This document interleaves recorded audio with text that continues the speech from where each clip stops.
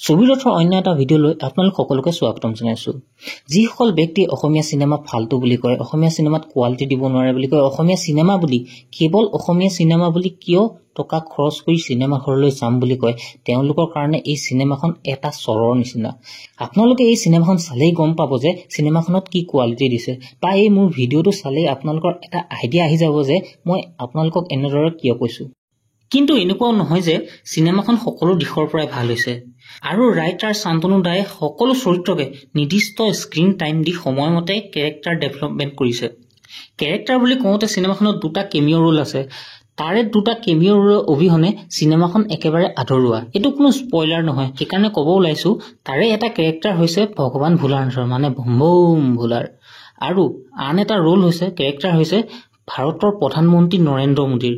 এই কেৰেক্টাৰ দুটাৰ অবিহনে ফিল্মখন আধৰুৱা কিয় আৰু দুইটা কেৰেক্টাৰ ৰোল কি সেয়া গম পাব কেৱল চিনেমাখন চোৱাৰ পিছত। ফাৰ্ষ্ট হাফত কেনি বসুমতাৰী আৰু ৰন্তু বৰুৱা মানে ৰাকেশ দাৰ বাহিৰে বাকী সকলো অভিনেতাৰ জীৱনৰ চিটুৱেশ্যন দেখুৱাই কেৰেক্টাৰ ডেভেলপমেণ্ট হৈ থাকে।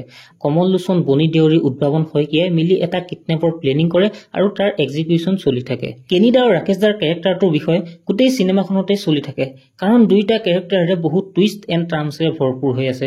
বিশেষকৈ ৰাকেশ দাৰ ৰোলটোৱে লাষ্টত বাজি মাৰি গুচি যায়হে, তাতে আকৌ আৰু এটা টুইষ্ট আহে। মুঠৰ ওপৰত ছেকেণ্ড হাফটো গোটেই টুইষ্টেৰে ভৰপূৰ। কিছুমান টুইষ্ট প্ৰেডিক্টেবল হয় যদিও বহুতো প্ৰেডিক্টেবল কৰাৰ ওপৰত লেভেলত যায়, সেয়ে ফিল্মখনৰ ওপৰত আপোনাৰ অকমানো বৰ নালাগে। ফিল্মখন যথেষ্ট ভাল হোৱাৰ লগতে কিছুমান মাইনাছ পইণ্টো আছে বা ভুলো মোৰ চকুত পৰিছে। এক নম্বৰতে কিডনেপ হোৱা ল'ৰাটোৰ ৰুমমেট আৰু দুজন থাকে, মানে কমল লোচন দাহঁতৰ কথা কৈছো। কিন্তু কিডনেপ হোৱাৰ পিছত ল'ৰাটোৰ মোমায়েকে নিজে ইনভেষ্টিগেশ্যন কৰাৰ লগতে বাপেকে গুণ্ডাও পিছত লগাই দিয়ে, কিন্তু কোনেও ল'ৰাটোৰ ৰুমলৈ এবাৰো নাহে বা লগৰ কেইটাৰ লগত সুধপুচু কৰা দেখা পোৱা নাই। ফিল্মখন চাই এনেকুৱা লাগিলে যে বাকী সকলো কেৰেক্টাৰৰ ওপৰত যথেষ্ট কাম কৰিলে, কিন্তু মেইন ভিলেনৰ ৰোলটোৰ ওপৰতে কোনো গুৰুত্ব নিদিলে। যদিহে ফিল্মখনৰ ভিলেনৰ কেৰেক্টাৰটোৰ ওপৰত অধিক গুৰুত্ব দি অধিক শক্তিশালী কৰি তুলিলে হয়, তেন্তে চিনেমাখন চাই আৰু বেছি ভাল লাগিলে হয়। দুই নম্বৰতে কমল দাহঁতৰ হাতত 50 লাখ টকা থকাৰ পিছতো ঘৰে ঘৰে যাবলৈ সকলোৱে গাড়ীৰ লিফ্ট বিচাৰি ফুৰে। ইয়াৰ পৰিৱৰ্তে যদি গাড়ী ভাড়া কৰি নিয়া দেখালে হয়, তেন্তে আৰু বেছি ভাল লাগিলেহেঁতেন, ইণ্টাৰেষ্টিং লাগিলে হয়, আৰু এইটো পচিবলো আছিল। কাৰণ কেকেটাৰ এনেকুৱা এটা চিটুৱেশ্যনত ফচি আছিলে যে তেওঁক পইচাৰ প্ৰয়োজন আছিল। যদি তেওঁক ভাড়া দিয়া হলে তেওঁ নিশ্চয় কলিয়াবৰত থৈ আহিলেগৈ হয়। ফিল্মখনৰ ৰাইটাৰ স্ক্ৰীন টাইম যথেষ্ট টাইট ৰাখিছে, সেয়ে ফিল্মখনৰ ৰান টাইম মাত্ৰ 1.5 ঘণ্টা। লগতে অনুৰাগ শইকীয়াই সুন্দৰকে চিটুৱেশ্যন মিলাই মিউজিক দিছে।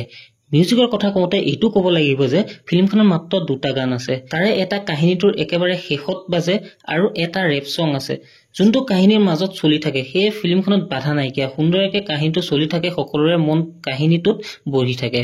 ফিল্মখনৰ শেষত এটা হিণ্ট দিয়া হৈছে যে স্বৰ্গৰথৰ ছেকেণ্ড পাৰ্ট আহিব, কিন্তু ছেকেণ্ড পাৰ্ট তেতিয়াহে আহিব যেতিয়া ফিল্মখন ব্যৱসায়িক হিচাপে সফল হ'ব।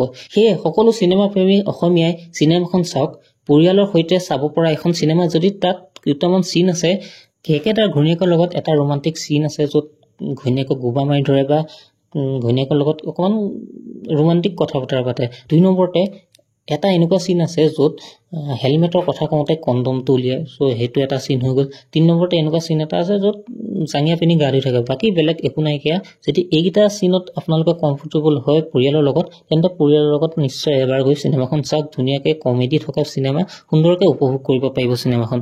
স্বৰ্গৰথ চিনেমাখনক মই 5ৰ ভিতৰত 4 নম্বৰ দিম, আৰু কিয় দিম আপোনালোকে এই ভিডিঅ'টো চাই গম পাইছে নিশ্চয়। যদি আপোনালোকে স্বৰ্গৰথ চিনেমাখন চালে কেনেকুৱা পালে কমেণ্টত জনাব, আৰু আপোনালোকেও কওক যে আপোনালোকে 5ৰ ভিতৰত ফিল্মখনক কিমান দিব, আৰু ফিল্মখনৰ বেষ্ট পাৰ্ট আপোনালোকৰ কি লাগে সেয়া কমেণ্ট বক্সত জনাবলৈ নাপাহৰিব। তেন্তে আজিলৈ বিদায় মাগিছো, আকৌ লগ পাম আৰু এটা নতুন ট্ৰেইলাৰ লৈ, য'ত পিশাচৰ ট্ৰেইলাৰটো লৈ ৰিভিউ লৈ পেলাই আপোনালোকৰ লগত লগ পাম। তেন্তে আজিলৈ আহিছো, ধন্যবাদ।